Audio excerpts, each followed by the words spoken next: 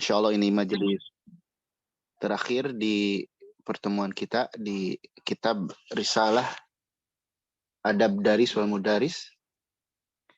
Dan insya Allah nanti kita murojaah lagi dengan buku yang lain, tapi pembahasannya sama tentang adab. Tapi bisa ditampilkan?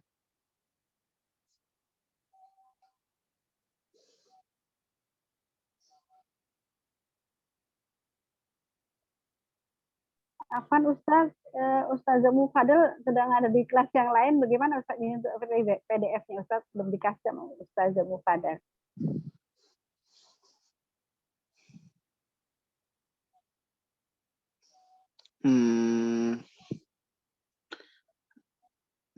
Sebentar. Ana nggak bisa menampilkan juga.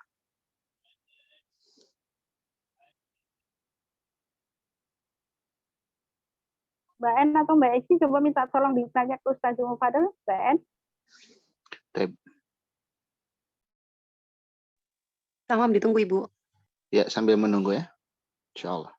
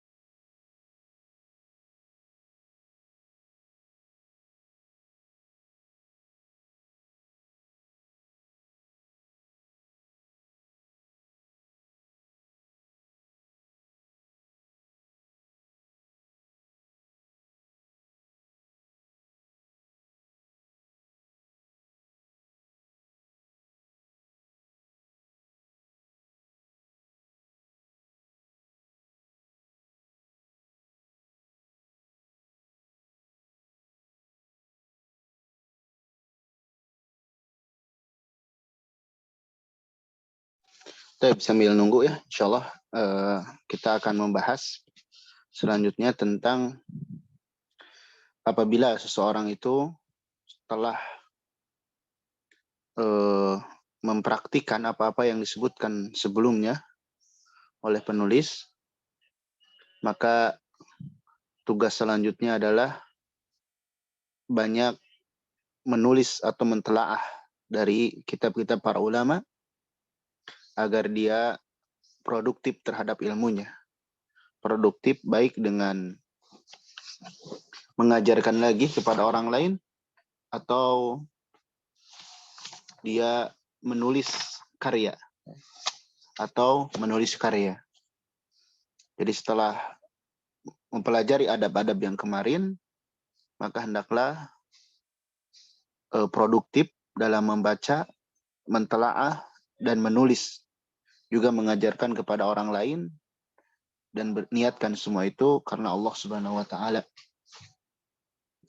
Juga nanti akan dibahas tentang adab dalam belajar itu, di antara adab dalam belajar dan mengajar adalah serius dengan ilmu, rajin membaca, bahkan hendaklah meluangkan atau menyisihkan sebagian rezeki kita untuk membeli kitab. Ini bukti kecintaan kita terhadap ilmu. Nanti akan disebutkan sebagian ulama yang habis uang banyak untuk membelikan kitab. Ya. Habis banyak uang untuk modal belajar. Karena mereka tahu betapa berharganya sebuah ilmu. Nanti akan disebutkan oleh para ulama. Ada seorang ulama yang sampai menghabiskan uang atau harta sebanyak 500 dinar ya, untuk membeli kitab. Tinggal hitung aja 500 dinar. Satu dinarnya 4 juta.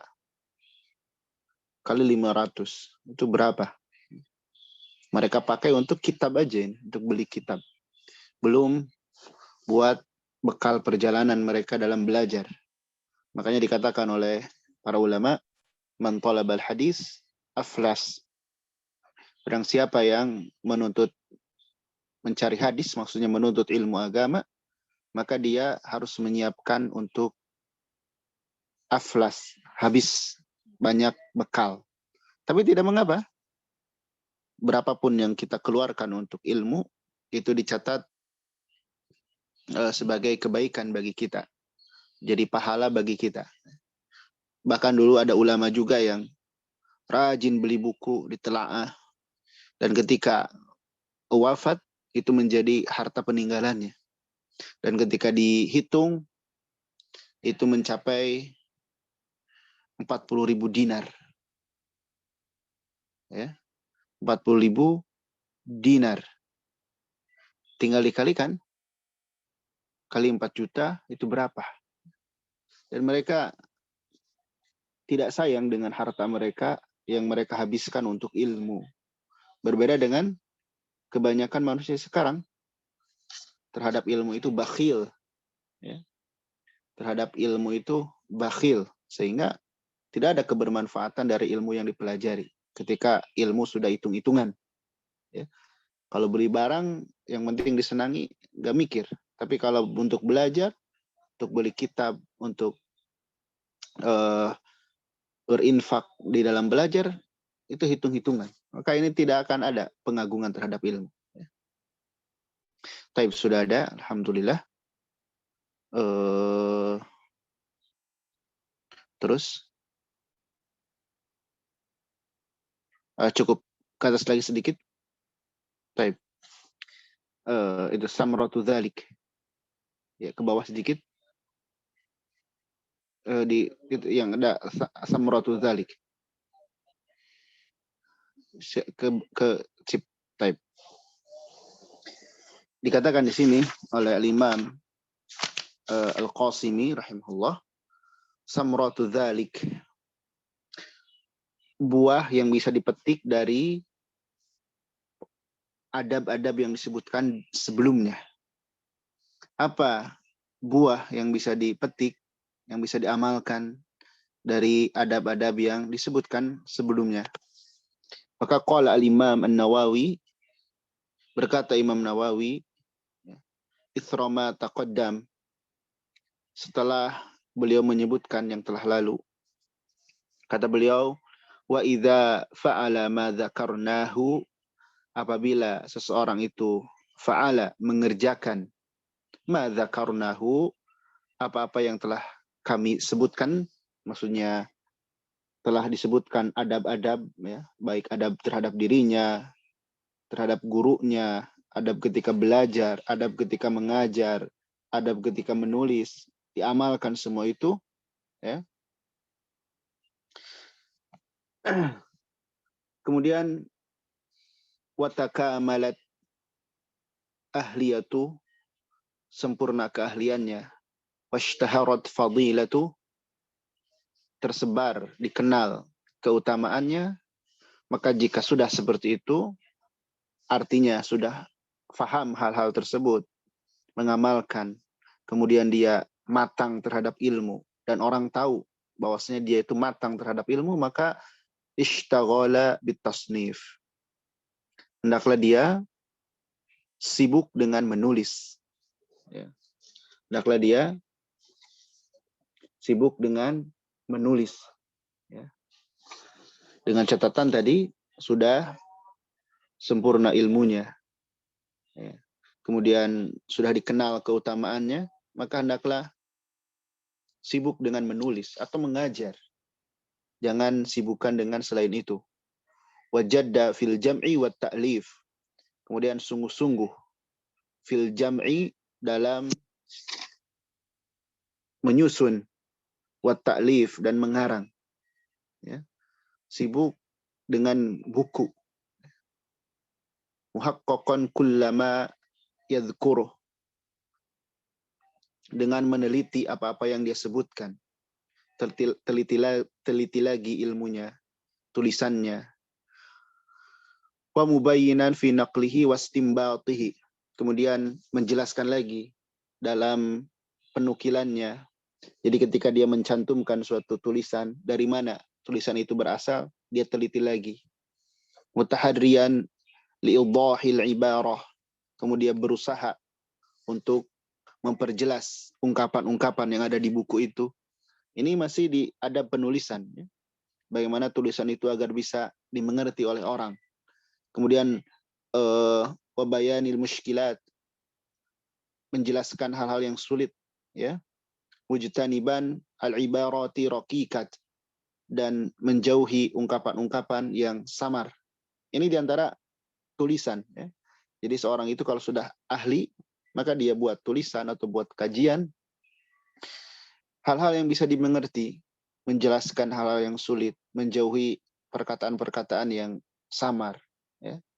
Dan diantara hal tersebut, yakni seorang pengajar itu, hendaklah memilihkan materi yang tepat untuk murid-muridnya. Seperti ilmu-ilmu yang sifatnya dasar. Agar seorang penuntut ilmu itu menaiki tangga ilmu setahap demi setahap.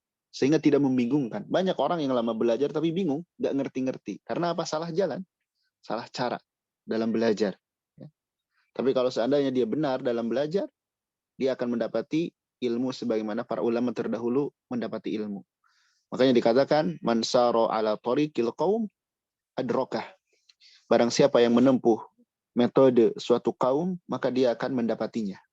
Kalau kita ingin sukses seperti para ulama terdahulu, maka tuntutlah ilmu sebagaimana para ulama terdahulu menuntut ilmu.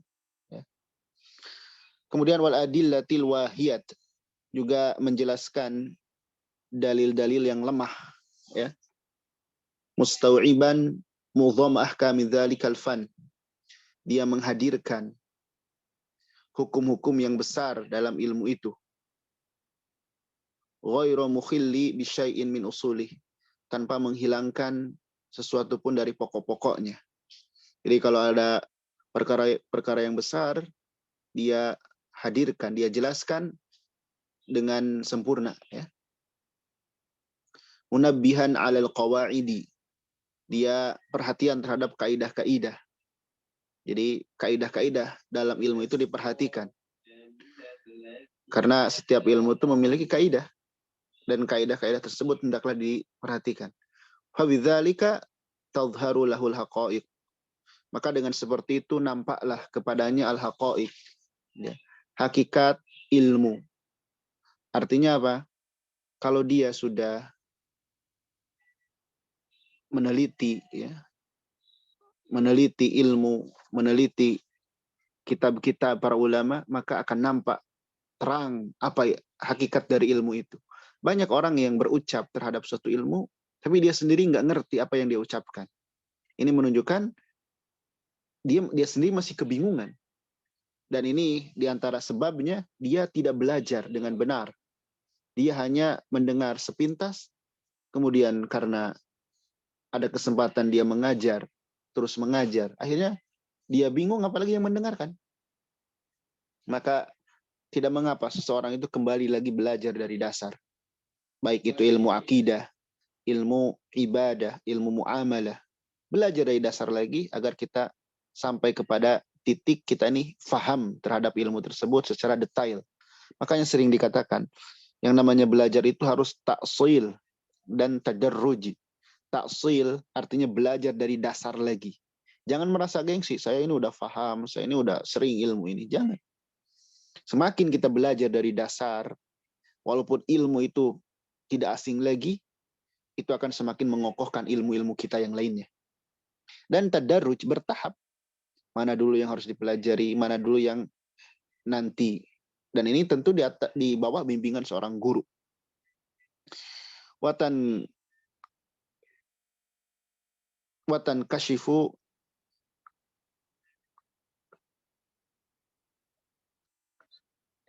al-mushkilat, dan akan tersingkap kesulitan-kesulitan. Ya. Jadi kesulitan-kesulitan dalam belajar akan tersingkap dengan kita terus-menerus belajar. Dulu para ulama ada yang sampai mengulang 80 kali sebuah ilmu karena masih bingung. Bingung, ulangi lagi, ulangi lagi, ulangi lagi. Sampai kita paham. Dan pengulangan itu akan bermanfaat. Akan bermanfaat. Walaupun kita sudah pernah belajar ilmu itu. Jangan bosan. Ya. Wa yattali'u 'alal qawamid, dan dia bisa mengetahui kesamaran-kesamaran. Kemudian wahalal mu'addalat, dan dia pun akan mampu menjawab kesulitan-kesulitan. Ya. Wa ya'rifu madzahibal ulama, dan dia akan mengetahui cara pandang para ulama terhadap ilmu. Warrajih minal marjuh, mana yang kuat, mana yang tidak. Ya. Wa yartafi'u anil jumudi alal mahdud taqlid, dan dia akan terangkat nilai diri dia dari kejumudan, dari kekakuan yang hanya mengandalkan taklid. Jadi seorang itu awalnya tidak mengapa, dia hanya ikut-ikutan. Ikut pendapat guru, ikut pendapat ustadz. Tapi tidak selamanya kita seperti itu. Bagaimana kalau yang kita ikuti ini keliru? Ya? Maka kalau kita ingin terangkat dari taklid, dari hanya mengikuti, kita harus belajar. Boleh mengikuti dengan catatan kita tahu dasar pijakan yang kita ikuti itu apa. Misalkan Ustadz Pulan, Ustadz Anu, Syekh Anu, Kiai Anu menyebutkan tentang hukum Anu. Kita harus tahu itu mengambil itu dari mana. Kalau dari pendapatnya sendiri, bukan dari berdasarkan Al-Quran dan Sunnah, maka tidak mesti diikuti. Nah, kalau kita ingin tahu, maka belajar dari dasar. Belajar ilmu-ilmu dari dasar. Kita akan tahu hakikat-hakikat ilmu tersebut. Dan kita akan terangkat dari tadinya yang ikut-ikutan, kita menjadi tahu dasar hukumnya. Dan itu agama Islam. Agama Islam ini dibangun di atas ilmu. Ya, dibangun di atas ilmu. Kita jangan kata orang. Dan bisa dibayangkan ya, di antara sebab, ini patut kita renungkan, di antara sebab nanti di alam barzakh, di alam kubur, seorang itu bisa menjawab pertanyaan dari malaikat dan tidak bisa menjawab, itu karena ilmu. Ketika orang ditanya, kita ditanya nanti, dan ini pasti nanti di alam kubur, setelah kita ditinggalkan oleh yang mengantar kita, kemudian kita didatangi oleh malaikat munkar dan nakir, dan ditanya 3 pertanyaan: man robbuka, man nabiyuka, ma dinuka. Siapa Robmu, siapa nabimu, dan apa agamamu? Memang mudah dijawab ya, kalau sekarang oleh lisan, tapi nanti yang menjawab bukan lisan, tapi amalan kita. Ya, maka ada orang yang ketika ditanya seperti itu mampu menjawab. Lantas ketika dikatakan oleh malaikat, dari mana kamu tahu hal itu? Bisa menjawab hal itu. Maka orang itu menjawab, karena aku membaca Al-Quran, memahaminya, mengamalkannya. Artinya karena kami belajar tentang hal tersebut, tentang siapa Rob kita, Allah Subhanahu wa Ta'ala, tentang agama kita, tentang Nabi kita. Kita belajar, makanya tahu. Tapi orang yang tidak bisa menjawab, dan ada orang yang bisa menjawab, dan itu mudah-mudahan bukan kita. Ketika mereka tidak bisa menjawab pertanyaan itu, apa yang mereka katakan? Aku hanya mendengar orang mengatakan A dan aku ikuti. Jadi hanya ikut-ikutan beragamanya. Ini berbahaya. Berbahaya beragama tidak tahu dasar dalil, dasar hukumnya. Itu membahayakan kita di dunia dan di alam barzah, di kuburan, apalagi nanti di akhirat. Maka di sini pentingnya kita belajar. Penting belajar dari dasar. Nggak urusan kita ini sudah jadi seorang ustazah, udah di mana-mana mengajar. Tidak mengapa kita belajar lagi dari dasar. Jangan gengsi, jangan malu, jangan sombong apalagi. Ya. Kemudian wayal tahiku bil a'immatil mujtahidin. Maka dia akan menyusul dengan bersama para imam mujtahid. Au yuqaribum, atau minimal mendekati mereka. In waffaqallah, jika Allah memberikan taufik. Ya. Wabillahi taufik, intaha kalam An-Nawawi. Ya. Jadi dengan seperti itu insya Allah kita beragama di atas basirah, di atas ilmu, di atas pemahaman yang benar. Ya. Baik, selanjutnya.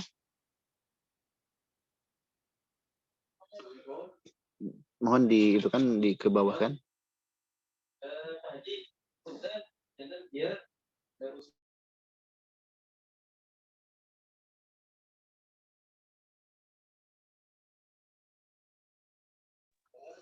Baik, kemudian selanjutnya ini bab terakhir.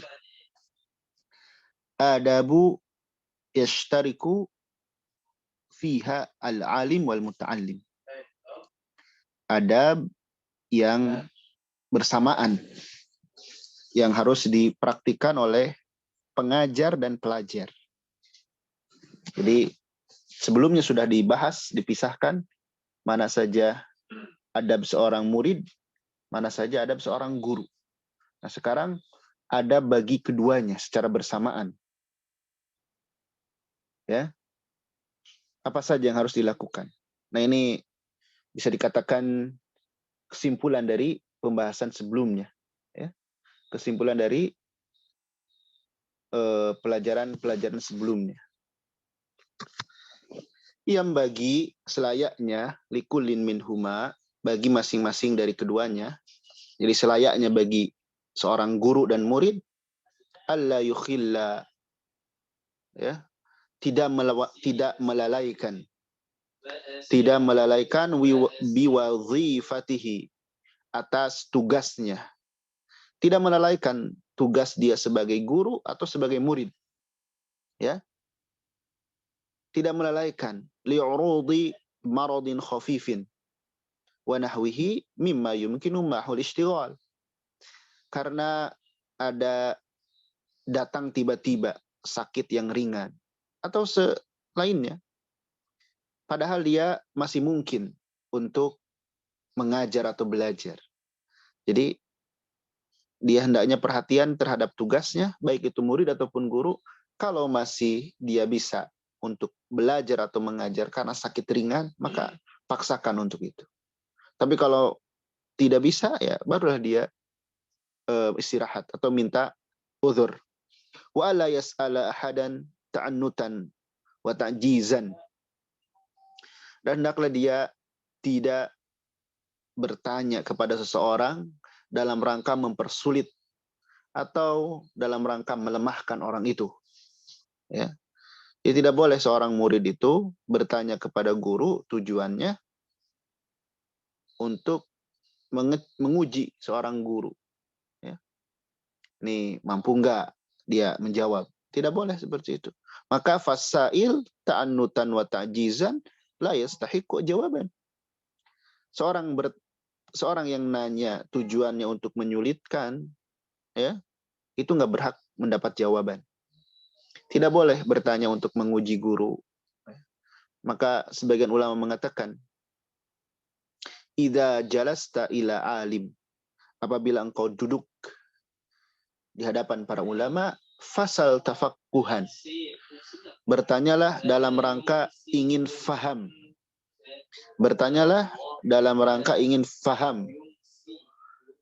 Wala tasal ta'annutan, jangan bertanya dengan maksud untuk melemahkan guru tersebut, untuk menguji guru tersebut. Jadi pertanyaan itu hendaklah ingin faham, ingin diamalkan. Bukan sekedar menguji guru itu. Ya. Wa ya'taniya bitahsilil kutub, dan hendaklah dia perhatian untuk memperoleh kitab-kitab buku-buku. Syira'an, baik dengan membelinya, wasti'arah, atau meminjamnya. Jadi Seseorang itu di antara dia cinta terhadap ilmu, dia rajin beli buku, rajin beli kitab. Dan dia baca tentunya. Baca secara global ataupun secara detail. Ya. Maka latih diri kita untuk memberi kitab. Minimal 1 bulan 1 buku. 1 bulan ada 1 buku yang kita beli. Ya. Mulai dari buku dasar, buku akidah, buku fikih, buku muamalah, buku akhlak. Sampai buku-buku yang tebal. Kita nyicil. Ya. Dan murah buku itu dibandingkan dengan gadget atau kendaraan. Kitab itu murah. Ya. Kita misalnya 1 juta itu udah berapa kitab yang kita dapatkan. Itu yang bisa menyelamatkan diri kita. Kenapa? Seorang itu mesti perhatian terhadap kitab karena kitab merupakan salah satu alat ilmu. Alat untuk memperoleh ilmu. Ya. Ilmu itu dijaga dengan hafalan atau dengan tulisan. Yaitu kitab. Orang yang malas menulis ketika belajar hanya ngaji nguping saja, malas tidak menulis, tidak punya buku. Bagaimana bisa paham agama? Nggak akan bisa. Nggak akan bisa. Nggak akan bisa. Maka hendaklah perhatian terhadap hal ini. Beli buku-buku yang dasar. Ana sering bilang ke murid-murid anak dari kalangan santri, agar sesekali ke orang tua tuh, terutama di momen-momen tertentu, ketika ditawarkan mau beli, ketika ditawarkan hadiah oleh orang tuanya, mintalah hadiah buku. Jangan terus minta hadiah dari sisi misalnya baju dan itu penting juga, tapi ajarkan anak-anak kita membeli hal-hal yang bermanfaat. Di antaranya buku, kitab. Seperti yang tadi disebutkan, sebagian ulama ada yang menghabiskan puluhan dinar. 1 dinar itu 4 juta. 10 dinar itu berapa? 40 juta ada. Bahkan tadi disebutkan ada yang 500 dinar. Ya. Bahkan tadi ada yang ulama yang wafat, dan ketika wafat dihitung kitabnya, itu mencapai 40.000 dinar. Ya. Dan membeli kitab itu tidak akan rugi. Tinggal kita wasiatkan, kalau saya wafat, tolong kitab ini simpan di masjid atau kasihkan ke perpustakaan atau kasihkan ke fulan. Itu bermanfaat bagi kita. Ya. Jadi perhatian terhadap beli kitab. Atau kalau kita nggak punya, minjam kepada orang yang punya. Minjam kitab untuk dibaca. Ya. Ini mah beli nggak mau, minjam juga enggak. Terus mana bukti keseriusan kita terhadap ilmu? Orang yang semangat dalam belajar itu paling semangat. Dia menambah wawasan. Ya. Tentu berusaha dengan mengamalkan. Bahkan, kata para ulama, sebagian ulama menyebutkan membeli kitab, kita beli, ya, itu termasuk bagian dari ibadah. Membeli kitab termasuk bagian dari ibadah yang akan mendapatkan pahala. Ya. Kenapa? Karena kitab itu alat, sarana di antara sarana yang bisa menghantarkan kita mendapatkan ilmu. Dan di antara sarana kita faham terhadap agama kita. Dan para ulama menjelaskan, sarana itu memiliki hukum sebagaimana tujuan. Tujuannya faham agama. Faham agama itu ibadah. Nah, sarana yang menghantarkan ke sana dianggap ibadah juga. Dianggap ibadah juga. Maka perhatikan hal-hal tersebut. Ya. Terutama kitab-kitab yang berhubungan dengan akidah. Kitab-kitab yang berhubungan dengan ibadah. Dan kitab-kitab yang berhubungan akhlak dan muamalah. Ini harus ada di rumah kita. Kitab tafsir. Atau sekarang di HP. Tapi yang terbaik kita beli kitab yang bentuknya fisik. Karena kalau di HP kadang kita hilang sebagainya. Tapi kalau kitab itu bentuknya fisik, insya Allah itu lebih terjaga. Itu lebih terjaga. Ada sebagian orang, ya, yang bahkan memberikan hadiah kepada orang itu kitab atau membayarkan kitab. Ada cerita sebagian orang yang dihadiahkan kitab sampai puluhan juta asal dibaca. Dan ini bentuk kecintaan terhadap ilmu. Selanjutnya wal yashtagil binuskhihi,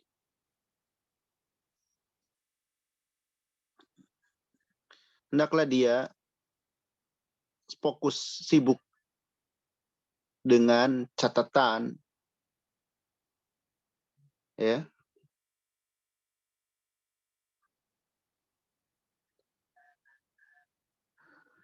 atau dia sibuk dengan menyalin, atau meminta disalinkan apabila buku tersebut nafisan, bermanfaat. Ya.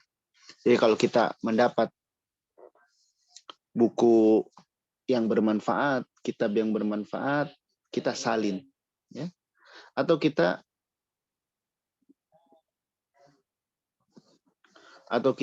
menyalinkan,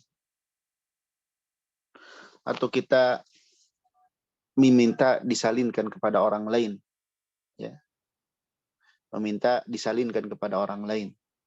Jadi buku itu agar kita paham, kita salin, rangkum, atau minta kepada orang lain dirangkum juga. Wal ya'tani bitashihihi, dan hendaklah dia perhatian untuk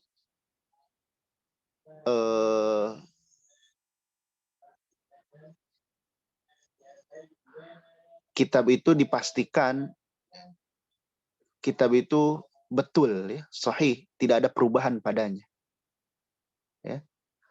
Jadi, nah ini kita harus nanya kepada orang yang ahli, atau kita harus punya pembimbing agar kita tahu mana buku yang benar, mana yang keliru. Wala yartadhi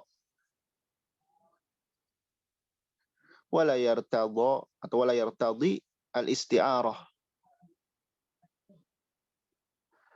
dan hendaklah dia tidak cukup hanya meminjam ma'imkani tahsilihi,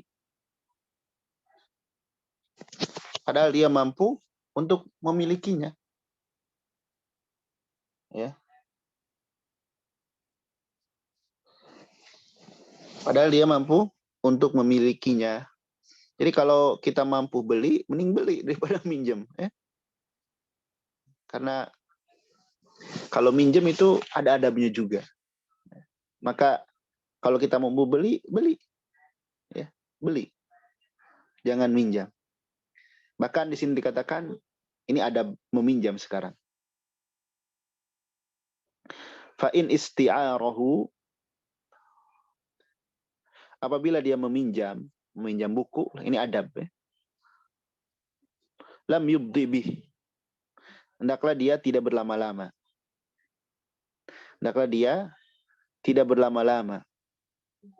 Li'alla yafutal intifa bihi ala sahibi. Li'alla yufawwita al-intifa bihi ala sahibi. Supaya manfaat tidak hilang kepada pemiliknya. Jadi jangan lama kalau pinjam kitab. Bisa jadi itu dipakai, bisa jadi itu yang sering dipakai oleh pemiliknya. Al-Imam Ibnul Jauzi rahimahullah, beliau menceritakan ketika beliau di usia 20 tahun, kata beliau, di usia seperti itu, beliau telah membaca 20.000 jilid kitab. Beliau telah membaca 20.000 jilid kitab. Ya. Kita sudah seberapa yang kita baca? Kalau mau kita target sehari 1 halaman aja, jangan banyak-banyak. Kemudian 10 halaman, kemudian 100 halaman. Ya. Dan itu baca dan pastikan dicatat, ada yang kita catat, ada yang kita salin, atau ada yang kita tandain. Baik dicoret-coret di kitab itu atau kita salin di buku. Itu akan bermanfaat bagi kita. Ya. Kemudian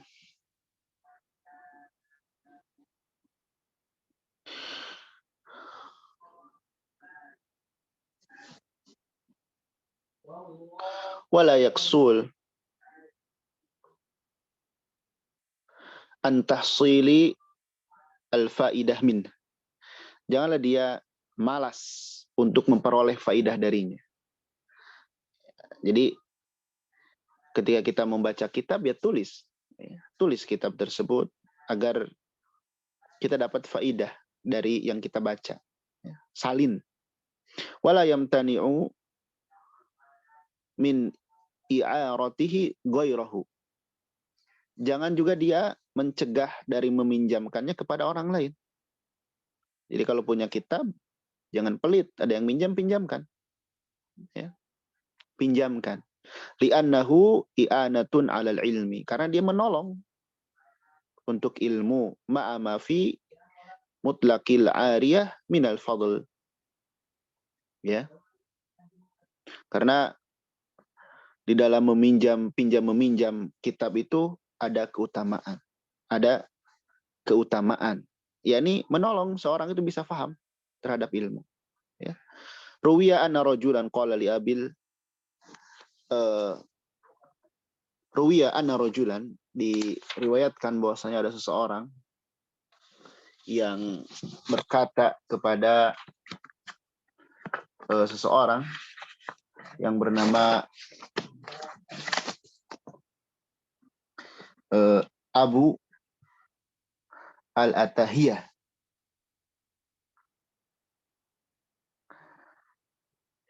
A'rini kitabak. Pinjamkan kepadaku bukumu. Pinjam buku maksudnya. Kemudian dia menjawab, ini bahwasanya aku akrahu dzalik. Gak mau. Berat gitu ya. Kemudian orang itu mengatakan, amma alimta, tidakkah engkau tahu, annal makarim mausulatun bil makari. Bahwasanya keutamaan itu selalu diiringi dengan hal-hal yang dibenci. Maksudnya pelit itu hal yang dibenci. Ya. Padahal kalaulah dia lakukan, yakni meminjamkan kitab tersebut, itu akhlak yang mulia. Ya. Jadi sesuatu yang mulia itu kadang dihiasi dengan yang dibenci. Maka orang itu pun meminjamkannya. Ya. Wa yustahabbu syukrul mu'ir. Dan disunnahkan atau dianjurkan untuk berterima kasih kepada yang meminjam. Kepada yang meminjami, yang meminjamkan, liihsanihi, karena kebaikannya. Ya. Dia berterima kasih. Wal yahdhar minal ibta' biha. Dan hati-hati telat mengembalikannya. Qala Az-Zuhri, berkata Imam Az-Zuhri, iyyaka wa gulul al-kutub. Hati-hatilah gulul. Gulul itu korupsi, ya, penggelapan. Menggelapkan kitab, yakni hasbuha an ashabiha. Menahannya dari pemiliknya. Pinjam tapi nggak dikembaliin gitu. Itu hati-hati ya. Kenapa wabisa babi habsiha? Karena sebab menahannya imtana'a ghairu wahidin min i'aratiha. Akan tercegah bukan hanya seorang dari meminjamnya. Wa ansyadu fi dzalika asya'un katsirah. Dan para ulama telah menuliskan dalam hal tersebut banyak tulisan, banyak ungkapan. Jadi intinya dalam meminjam buku itu ada adabnya. Jangan dia hendaklah dia betul-betul ketika minjam itu baca yang benar, menulis faidah-faidah. Kemudian juga jangan dirubah, jangan dicoret-coret, itu punya orang. Ini para ulama sampai menjelaskan adab-adab dalam perkara ini. Baik. Selanjutnya, dan ini penutup ya, ke bawah lagi. Khotimah, penutup. Hadhihi nubdzah. Inilah ringkasan min adabil mudarris wad daris, adab-adab guru dan murid, awil muallim wal muta'allim, pengajar dan pembelajar. Mukhtasaratun bin nisbati ila ma jaa fiha wa sunnifa fi abwabiha. Dan ini adalah mukhtasarah, ringkas. Kalau dihubungkan dengan kenyataan sesungguhnya. Artinya banyak sekali adab-adab yang masih ada, ya, yang ditulis dalam bab-babnya. Dan beliau waqad aradtu ihya'a ma qalahu al-a'immatul mutaqaddimun fi hadha. Dan aku bermaksud ingin menghidupkan kembali apa-apa yang dikatakan oleh para ulama yang terdahulu dalam hal ini. Wa tatriyata rikrihi, dan menyegarkan kembali penyebutannya. Ya. Lima fihi minal fawaid, karena padanya terdapat banyak faidah. Wal hikam, dan hikmah-hikmah. Wan nasaih, dan nasihat-nasihat. Allati hiya natijatu, yang itu merupakan hasil ma'ausabihi as-salafu, apa-apa yang diwasiatkan oleh para salaf. Ayyama istibharil ulum, pada hari memuncaknya ilmu. Wa nadaratiha, dan berjayanya. Fi hadaratil qurunil ula, pada masa generasi pertama. Falyahris al-mudarris wad daris alaiha, maka seriuslah seorang guru dan murid terhadap adab-adab itu. Wal yuhafidh al-alim wal muta'alim ala takhalluq biha wal ihtida biha, dan hendaklah seorang guru dan murid menjaga terhadap akhlak-akhlak dan mengambil petunjuk darinya. Fasamaratul ilmi al-amalu, buah dari ilmu adalah amal. Wabillahil isti'anah wa alaihil muttakal, dan kepada Allah lah kita memohon pertolongan, dan kepada Allah kita bertawakal. Ini kesimpulan dari Syekh Jamaluddin Al-Qasimi rahimahullah, bahwasanya beliau menyebutkan ini ringkasan aja. Aslinya ini masih banyak, masih panjang para ulama menulis.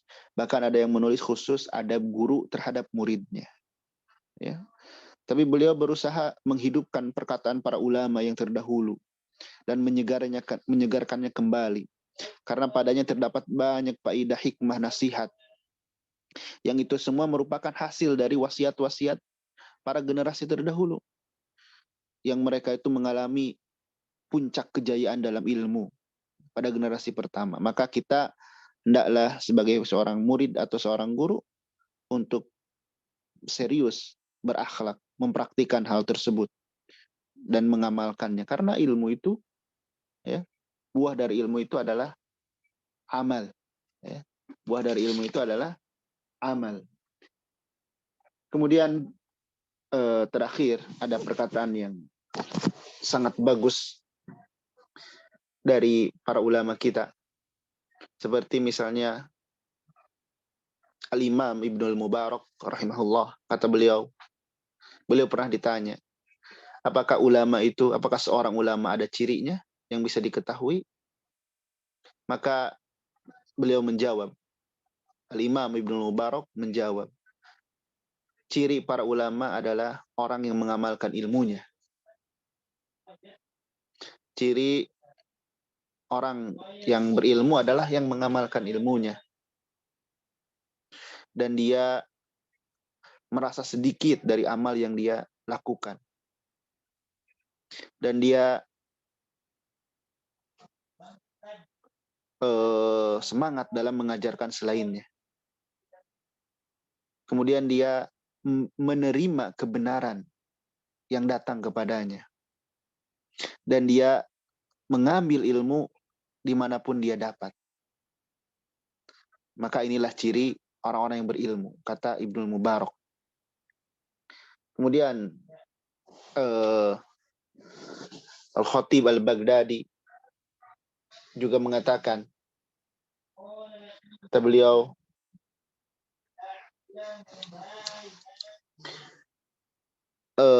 aku wasiatkan kepadamu, wahai para penuntut ilmu. Ini nasihat dari Khatib Al-Baghdadi.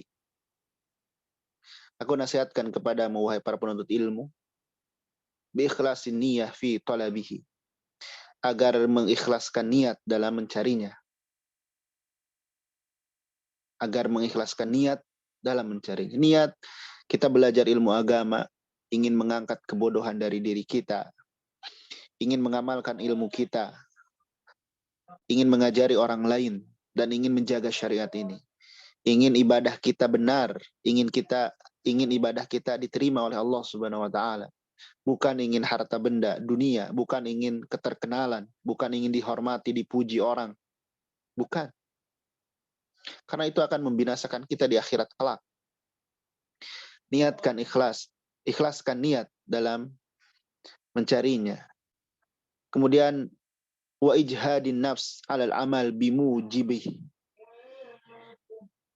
agar berserius, bersungguh-sungguh ya untuk mengamalkan tuntutan-tuntutannya. Jadi serius mengikhlaskan niat dan serius untuk mengamalkannya. Fa innal ilma syajarah, ilmu itu layaknya sebagai pohon, wal amal samarah, dan amal itu adalah buahnya. Walaisa, dan bukanlah dan tidaklah disebut aliman seorang berilmu malam yakun bi ilmihi amilan, orang yang tidak mengamalkan ilmunya. Dan dikatakan oleh para ulama, al ilmu walid wal amal maulud.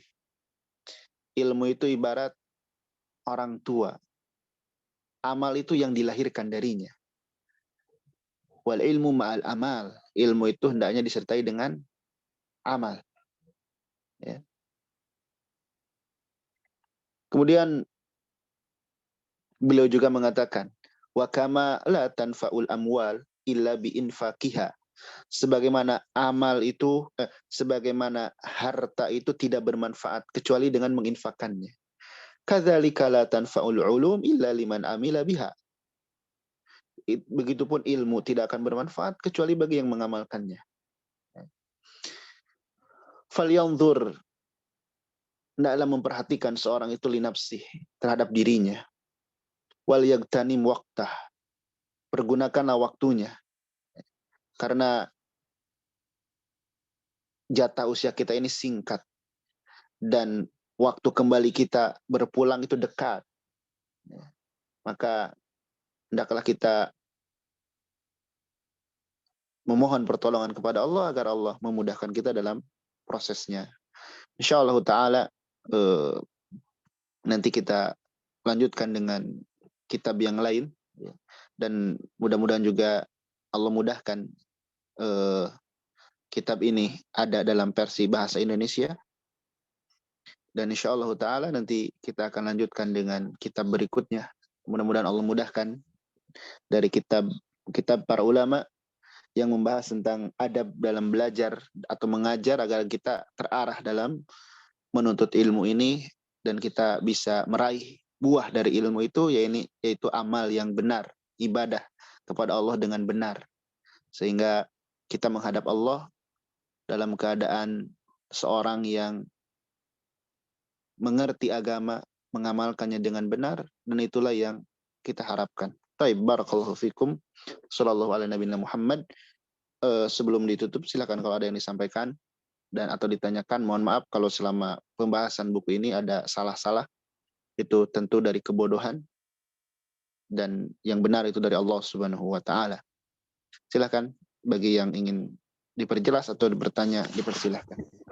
Silakan Ustaz, bagi yang mau bertanya, silakan langsung mengaktifkan mikrofonnya aja. Ada yang mau bertanya, Ustaz?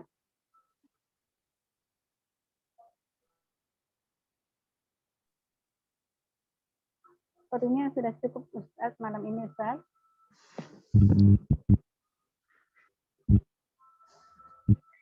Taib. Ada yang mau bertanya, Nah, Ustaz? Silakan Umu Iroh.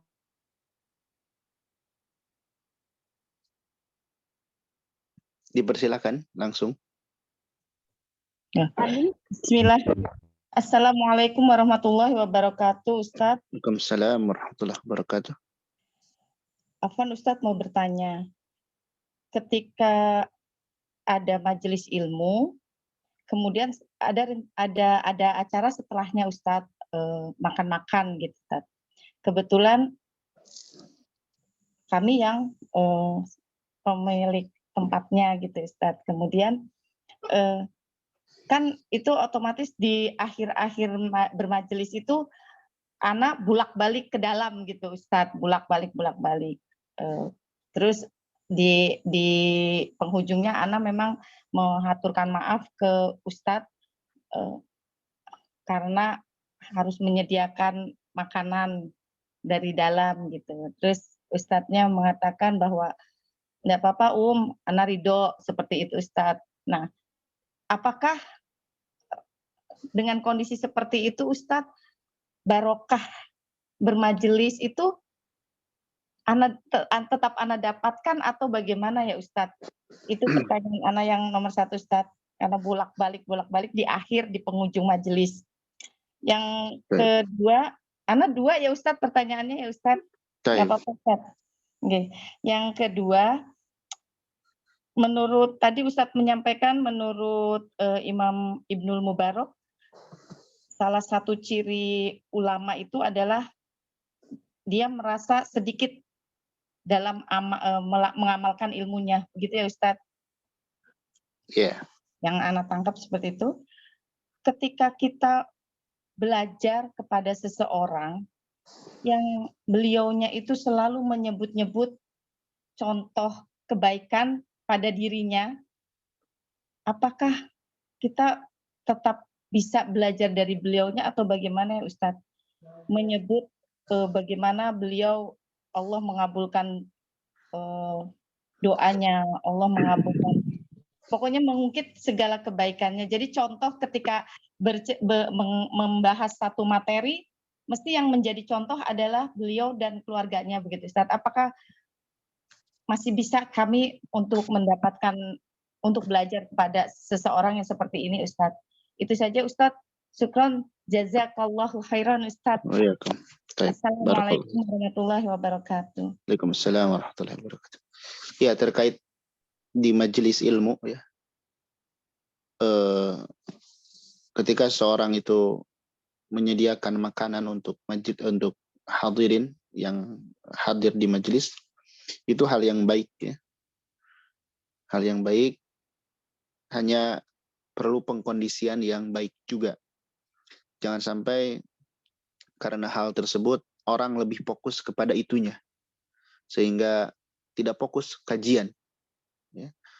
Fokus kepada tadi yang disebutkan. Maka yang terbaik itu diselesaikan dulu kajian, baru melaksanakan hal-hal yang barusan. Dan itu mudah. Kita bisa sampaikan kepada majelis, kepada para peserta, umpamanya di awal, kita sampaikan, insya Allah nanti setelah majelis ditutup oleh ustadz atau oleh panitia, nanti akan ada sesuatu yang dihidangkan. Itu lebih utama. Agar kita fokus. Adapun nanti, dan secara umum gini, kalau makanan itu jangan khawatir nggak habis. Gitu ya. Itu pasti habis makanan itu. Ya. Jadi dari awal, atau biasanya di pamflet, sering disebutkan disediakan snack atau apa. Di akhir majelis setelah ditutup, itu bisa. Itu yang terbaik. Agar ketika majelis masih berlangsung, apalagi di sana sedang tanya jawab dan sebagainya, kemudian tidak tersibukkan dengan hal-hal yang seperti itu. Ya, itu yang utama. Kemudian yang kedua, terkait seseorang siapapun dia, ya, siapapun dia, hendaklah sebisa mungkin menyembunyikan amalannya. Kalaupun dia ingin menceritakan dirinya, jangan sebut dirinya. Sebut aja ada seseorang yang mengalami hal seperti ini. Tapi jangan sebut dirinya. Karena dengan seperti itu akan mengurangi nilai di sisi Allah Subhanahu wa taala. Awalnya betul untuk memotivasi orang lain dengan dirinya. Tapi ketika motivasi itu disampaikan, lantas ada pujian dari orang lain, apakah menjamin hati ini akan kuat dengan pujian itu? Tentu manusia itu lemah hatinya. Dan pujian itu kalau menimpa kita dan kita tidak bisa mengkondisikan hati kita, itu akan membuat kita ujub, ya, akan mengurangi nilai keikhlasan kita. Adapun apakah kita masih belajar dengan yang seperti itu atau tidak, tentu menilai seseorang itu tidak cukup dari sisi sudut itu saja. Banyak hal yang lain yang harus diperhatikan. Barangkali ada nilai-nilai yang lain yang masih bisa diharapkan kebaikannya. Tapi yang paling penting tadi dikatakan, seseorang itu hendaklah berusaha menyembunyikan amalnya. Kalaupun dia memotivasi untuk orang, maka jangan dia sebut itu dirinya. Agar dia bisa menjaga hatinya yang lemah dari pujian dan sebagainya. Allahu a'lam bishawab. Baik, selanjutnya. Dari room chat ada yang bertanya, Ustaz. Iya, silakan. Apakah ilmu ini boleh disampaikan lagi ke yang lain? Iya, silahkan ya. Yang namanya ilmu yang kita pelajari, kita pahami, silahkan disampaikan dengan cara yang baik. Dengan cara yang baik dan sesuai dengan kemampuan kita. Baik, Allah a'lam bishawab. Nah, Satu lagi, Ustaz. iya.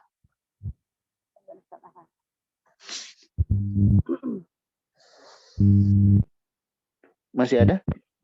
Masih, Ustaz. Afan ini bertanya, Ustaz, pada saat kajian bila anggota berisik atau mengganggu sekitar, bolehkah Ustaznya menegur Ustaz? Iya boleh. Ada yang ribut, ada yang tidur, Ustaznya boleh. Jangan berisik, mohon maaf, mohon dikondisikan. Jangan ada yang tidur, jangan ada yang nyender, itu boleh dan harus bahkan dengan cara yang baik. Dengan cara yang baik. Sudah dibahas sebelumnya. Bahkan teman dekatnya itu ingatkan. Misalkan menepuk, kemudian berikan isyarat supaya diam. Majelis ilmu tuh layaknya kita sholat. Layaknya kita sholat. Diam. Dan fokus masing-masingnya. Kalau mau ngobrol jangan di majelis. Nggak bosan apa kita ngobrol terus sehari-hari itu. Sampai majelis pun dipakai untuk ngobrol. Ya. Taib. Masih ada? Satu lagi, Ustaz. Iya. Afan izin bertanya, Ustaz, bagaimana kalau mendapati pengajar yang menjual Al-Quran untuk dunia, bagaimana Ustaz? Di mana tanggung jawabnya dan amanahnya sangat kurang, akan tetapi untuk infak, untuk pembelajarannya sangat ditekankan terus. Jika seperti itu, apakah yang harus dilakukan? Apakah harus menghindari atau bagaimana Ustaz? Inginnya menasihati, akan tetapi khawatir tersinggung. Di sisi lain, jika didiamkan, lain khawatir terus menzalimi tolibatnya. Baik. Terkait hal tersebut ya, dilihat apa benar Ustadz itu yang mentarif atau ada inisiatif dari murid-muridnya. Dan sebelumnya sudah dibahas, seorang guru itu nggak boleh mentarif, tidak boleh mentarif untuk dirinya, nggak boleh. Ya. Tapi bersamaan dengan itu, seorang murid juga nggak boleh bakhil pada gurunya. Jadi seorang guru nggak boleh minta, nggak boleh berharap sama muridnya, itu nggak boleh. Murid juga nggak boleh bakhil sama guru. Ya. Dan apabila ada guru yang minta untuk dirinya, ya, nah ini udah ada alamat yang nggak baik. Ini ada alamat kurang baik. Kecuali dikelola oleh lembaga tertentu ya, atau oleh komunitas tertentu. Tapi kalau yang menentukan itu adalah sebagian yang inisiatif, yaitu diskusikan dengan yang inisiatif tersebut. Ya. Dan anak kira kalau seorang itu yang baik itu nggak ada yang mentarif, itu nggak ada. Tidak ada yang mentarif sebuah pembelajaran. Kalau ada, itu udah alamat nggak baik. Kalau dia mentarif tertentu. Dan dipastikan dulu ini siapa yang mentarif. Kalau yang mentarif itu betul-betul dari ustadznya, ya udah, kita jangan belajar ke ustadz yang seperti itu. Tapi kalau yang mentarif itu ada lembaga atau inisiatif dari sebagian jamaah, diskusikan dengan lembaga itu atau diskusikan dengan jamaah tersebut. Barangkali ustadznya bilang ke lembaganya, saya mampu segini, atau ke tadi yang inisiatif dari sebagian murid-muridnya, tapi oleh murid-muridnya tidak disampaikan dan sebagainya. Berarti di sini yang khianat itu bukan ustadznya. Jadi di sini perlu banyak yang diperhatikan. Ya. Makanya asal dari belajar mengajar itu nggak ada ikatan seperti itu. Kalau kita mau ngasih hadiah kepada guru, kasih hadiah semampu kita. Kita mampu banyak, gak mesti sama dengan orang lain. Misal, orang lain mampunya, misal ya, sekian. Kalau di angka misalnya, secara umum orang ngasih segitu. Tapi kita mampu lebih, kita kasih lebih nggak masalah. Atau kita mampu kurang, jangan malu juga. Karena seorang guru itu nggak akan pernah merendahkan seorang murid yang tadi memberikan hadiah yang kecil. Dan nggak akan pernah mengunggulkan seorang murid yang ngasih hadiah besar. Karena bukan itu yang diharapkan. Yang diharapkan itu istiqomah dalam belajar. Dan yang namanya belajar itu banyak-banyak hal yang terkait. Seperti harus sabar dengan masing-masing kesibukan dari guru dan sebagainya. Kadang ada murid juga yang nuntut berlebih, ingin belajar sekian beres dan sebagainya. Padahal setiap kita belajar itu, setiap majelis itu pahala semua. Dan puncak atau ending akhir dari belajar itu kita mati, wafat. Wafat sebagai penuntut ilmu. Maka ini perlu diperjelas dulu. Akadnya seperti apa. Kalau akadnya memang guru langsung dari gurunya yang mentarif, ya udah tinggalkan guru yang seperti itu. Tapi kalau yang mentarif itu sebuah lembaga atau komunitas dari inisiatif dari beberapa muridnya, tabayunkan dengan pihak-pihak terkait itu. Tanyakan, ini gimana dan sebagainya. Kalau sudah ada kejelasan, ya kita bisa memilih apakah lanjut belajar atau tidak. Baik, Allahu a'lam bishawab. Nah, kalau masih ada satu lagi. Masih ada Umahat yang mau bertanya? Silakan.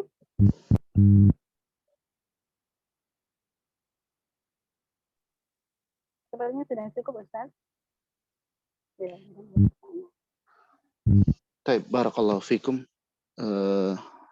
Terima kasih atas perhatiannya. Subhanakallahumma bihamdik, asyhadu an la ilaha illa anta, astaghfiruka wa atubu ilaik. Assalamualaikum warahmatullahi wabarakatuh. Waalaikumsalam.